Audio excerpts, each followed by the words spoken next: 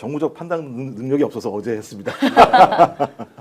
제가 여기다 도장 찍고요. 여기도 찍고 할 때는 손이 안 떨렸어요. 그런데 여기 네모칸에 찍을 때 잘못 두 찍으면 안 손으로 자꾸 찍었어요. 잘못 찍으면 안 되니까. 손을 떨지도 않는데 걱정이 되더라고요. 혹시 금이 물리면 어떡할까? 근데 조심하셔야 될 게요. 손학규 전 대표나 예. 안철수 의원 보니까 조심해야겠더라고요. 잘못하면 다른 데 누를 수 있습니다. 순간적으로. 네. 아니, 저는 그분들이 잠시나 제정신에 돌아온 거 아닌가라고 생각했습니다. 그리고 제가 이제 이 봉투에 넣으려고 보니까 봉투를 이렇게 넣었는데 이게 이제 봉투고 이렇게 넣었는데 관외로 하셨구나. 관외로 할 수밖에 없었어요. 맞아, 방송 때문에. 맞아. 그랬는데 이 넣었는데 이게 안 들어가는 거예요. 요만큼이 남는 거예요. 요만큼이. 그래서 물었죠. 이거 어떻게 되는 거냐고. 그랬더니 접으셔도 된다 그러는데 접으려니까 걱정이 되는 거예요. 묻으면 안 되니까. 묻을까 봐. 이걸 그대로 접으면요. 8번 그분 있잖아요. 전과 많으신 분. 그분하고 이게 딱 겹쳐요. 예, 세로로 이렇게 접어야 돼요. 그래서 누가 세로로 접는다고 나중에 보니까 있긴 하던데 네. 하여튼 그런 정도로 다 긴장을 하고 투표에 임하고 있습니다.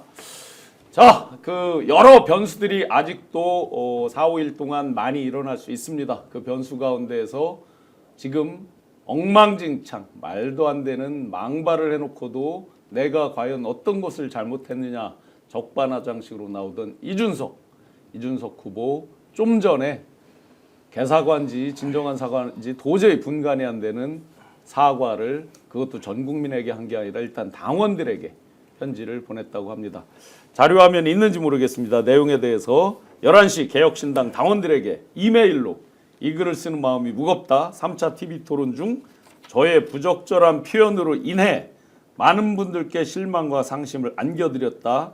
그러면서 모든 책임은 저 이준석에게 있습니다. 그 어떤 변명도 하지 않겠습니다.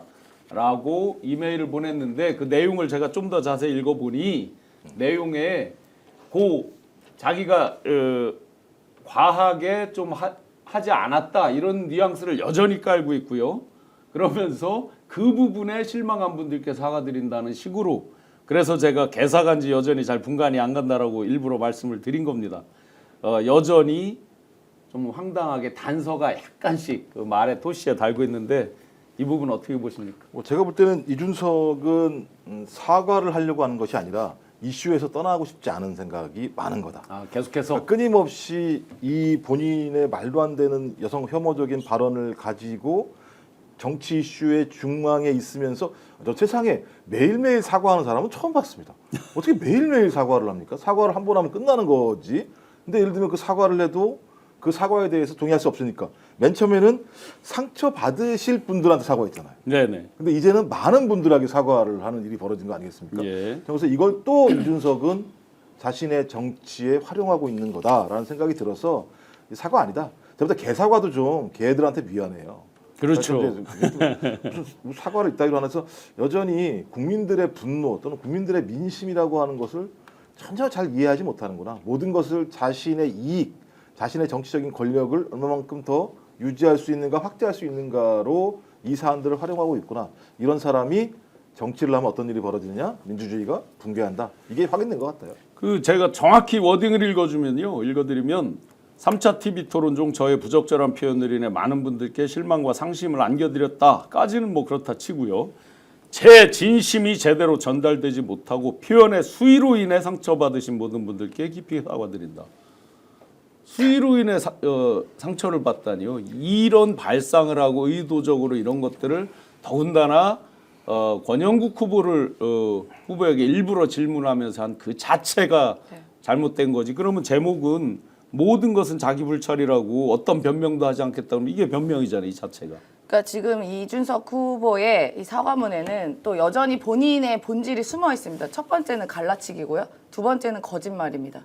첫 번째는 뭐냐, 딱 처음 문장부터 갈라치기가 시작돼요. 네. 사랑하는 당원 여러분, 그리고 곁에서 지지해 주시는 지지자 여러분. 딱 본인을 지지하는 사람, 그리고 당원에게만 사과하는 겁니다. 그러니까 그 나머지 사람에게는 얘기가 없잖아요. 국민께 하는 것만은 뭐 사랑하는 국민 여러분 이렇게 얘기가 되는 게 맞지. 당원과 지지자. 그 나머지 사람들은 뭐죠?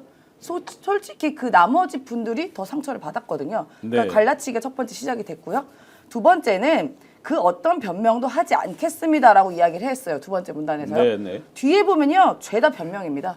맞습니다. 죄다 그러니까 사과는 딱 2줄밖에 없고요. 나머지는 내가 왜 여기에 올라왔나, 그동안 얼마나 힘든 일을 겪었나, 내가 대표가 됐는데도 쫓겨났다, 제3당 창당했다, 3명밖에 의원이 없었다, 양당 기득권이 있다, 그리고 이제 와서는 내 국회의원직을 민주당에서 제명하려고 한다. 이게 말이 되냐, 나 헌법기관이다, 나 좀 도와달라, 이겁니다. 전부 다요. 네. 어디가 사과가 있죠? 그걸 다 읽으셨어요? 다 봤습니다. 힘드셨겠죠. 예, 이메일 지금 읽어주셨는데 지금 말씀드리니까 완전 개사과 네. 인증입니다. 맞습니다. 시작하자마자 16,000분 넘게 뜨겁게 지금 함께 해주고 계신데 회원님, 신희원님, 후원 감사드립니다. 동네형 전개환 친구 찾아오신 걸 환영합니다. 네, 해피한님께서 40대 윤석열, 준석이는 정치하면 안 된다. 레인님, 준석이 제명. 추천코드님, 성렬이랑 똑같네 마인드가. 피시스님, 제명당할까 쫄았나. 이건 이제 그 당의 제명이 아니라 국회의원 제명을 말하는 것입니다. 못 고칠 습관이라 뭐 딱 윤석열, 명숙 림님께서 심상수님도 성렬이네. 많은 분들께서 정말 여전히 그 흥분에 또 정말 화가 난 분노의 강도가 가라앉지 않고 있습니다. 이 정도면 윤리위 제소하고 제명 추진 이런 단계까지 가야 되는 거 아닌가요? 근데 그래서 지금 구걸하는 거 아닙니까 이 내용에다가 아하. 이준석을 국회의원직에서 제명해야 한다는 말까지 서슴치 않고 하고 있다라고 얘기를 하면서 지지층한테 호소를 하고 있고 제일 웃긴 얘기가 기득권 정치를 바꾸는 길은 결코 순탄하지 않았다고 얘기하고 있어요. 본인은 기득권에서 자라가지고 기득권을 통해서 본인이 당대표까지 올라간 자가 자기가 매우 희생양이 되는 것처럼 지금 얘기하고 있고 여기 핵심은요 저기에 있어요.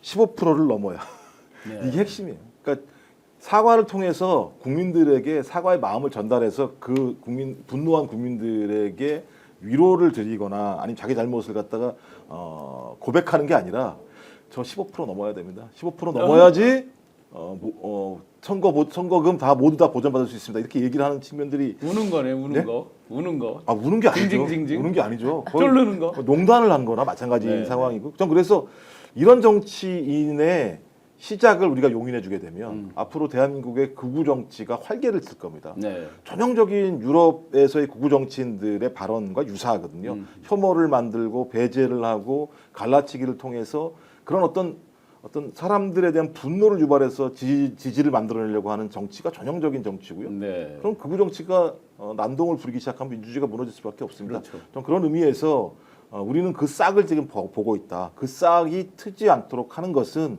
저는 기성정당이 해야 될 가장 중요한 게이트키퍼로서의 정당의 역할이라고 생각이 들어서 6월 3일 이후에 당연히 국회 차원에서 이 문제에 대한 충분한 얘기를 하고 만약 국민의힘도 여기에 동의하지 못한다면 네네. 국민의힘도 극우 정치인들이 성장하는 것을 도우려고 하는 거 아니다라고 규정할 수밖에 없기 때문에 저는 6.3 선거가 내란을 응징하는 중대한 투표임과 더불어 대한민국에서 극우 정치인, 극우 정당들이 성장할 수 있는 중요한 계기가 될 수 있기 때문에 그걸 또 막아내는 선거라는 생각이 들어서 두 가지 중대한 의미가 있다고 저는 생각을 합니다. 실상이든 허상이든 항상 주적을 설정을 해놓고 그 주적을 중심으로 놓고 갈라치기를 하고 자기 편, 소수가 됐든 다수가 됐든 자기 편을 중심으로 여론을 조성하고 조작하고 그걸 통해서 다시 자기 지지를 강화하면서 일부라도 세력을 확보하고 이 무한 반복을 지금 하고 있는 거잖아요. 유럽의 극우 정치. 그게 이제 전쟁의 정치인 거죠. 그러니까 적과 아밖에 없습니다. 네. 그러니까 토론을 할 이유가 없는 거예요. 왜 토론을 왜 합니까? 적하고. 적이랑은 그냥 전쟁만 벌이는 거죠. 네. 그러면 적을 죽이기 위한 일이라면 뭐든지 할 수 있다는 생각을 가지고 있는 거고 저는 이번 TV 토론에서 이준석이 보여준 모습은 상대방을 공격할 수 있다면 여성 혐오적 발언이든 뭐든 다 사용할 수 있다. 그리고 직접적으로 이재명 후보를 공격하려고 했던 거잖아요. 아까 말씀하셨던 것처럼. 근데 수단을 가리지 않잖아요. 권영국 후보가 거기에 무슨 상관이 그렇죠. 있는? 그러니까 권영국 후보가 또 도구로 쓰는 거죠. 도구. 뭔 남을 소리야? 도구로. 그죠? 수단화시키는 정치. 이게 소위 말하는 극단의 정치인 거고 배제 정치인 거고 극우의 정치인 겁니다. 지금 15%를 말씀하셨으니까 그동안 명태균에게 의존해서 마치 그게 자기가 입신의 경지에 있는 것처럼 포장을 했다라고 저희는 생각되는데 김종인 박사, 네. 김종인 영감 15% 정도 받을 거다. 별로 이준석 발언 타격 안 입을 거다. 네. 그러면 이분이 그동안 오랫동안 명태균 씨한테 도움을 받아서 감각이 없는 거예요? 아니면 이분은 그런 성인지 감수성 내지는 어떤 인류 보편적인 그런 본성에 이런 게 부족한 거예요? 어떻게 이걸로 15%를 받죠? 저는- 지금도 15를 가본 적이 없는데? 가본 적도 없고 갈 수도 없고요. 지금 나와 있는 두 자릿수는 조만간 반 이상으로 전 꺾일 거라고 봅니다. 근데 김종인 뭐라고 불러야 되지? 김종인 뭐 원로라고 불러야 되나요? 그분이 이제 소위 말하면 이제 너무 과대 포장된 분이라고 저는 생각이 들었어요. 예전부터. 지금뿐만이 아니라. 그 예전에 사실 저 민주당의 비대위원으로 오셨을 때도 있었고 그 전으로 흘러가면 박근혜 전 대표의 뭐 선대위원장 뭐 이런 걸 하시면서 뭐 이야기가 됐는데 저는 그때부터 사실 이분의 말을 하는 거 보면은 알맹이 없이 겉핥기 얘기만 굉장히 많이 했다는 느낌이 들었었거든요. 제가 그때 어렸을 때도 불구하고. 근데 이제는 연세가 들어가면서 그조차에 아무런 맥락이 없습니다. 앞뒤 선후 관계란 맥락이 전혀 없어요. 그러니까 모르겠어요. 이렇게 점점 이렇게 나이가 드시면서 지혜가 더 생기셔야 되는데 오히려 그 전에 있었던 지혜마저 다 휘발된 느낌이 듭니다. 네. 근데 이제는 15% 이야기를 하시는 거 보면 뭐 명태균 씨랑은 이제 더 이상 연락이 안 되시나 보죠. 제가 볼 때는 명태균 씨 같은 경우는 15% 얘기도 못 할 것 같거든요. 오히려 네. 그분이 그런 거에서 되게 정확하게 아시더라고요. 네, 지지율 이런 거는.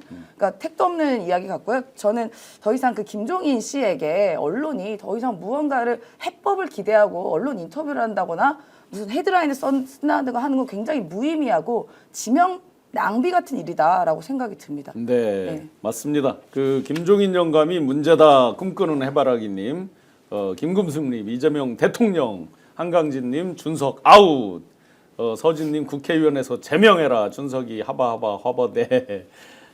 많은 분노의 댓글들이 23,000여 분께서 함께 해주고 계십니다. 오늘 방송 어떠셨습니까? 마음에 들었다면 구독, 좋아요로 스픽스를 응원해 주십시오. 여러분들의 구독, 좋아요는 가장 큰 힘이 됩니다. 스픽 구독, 좋아요.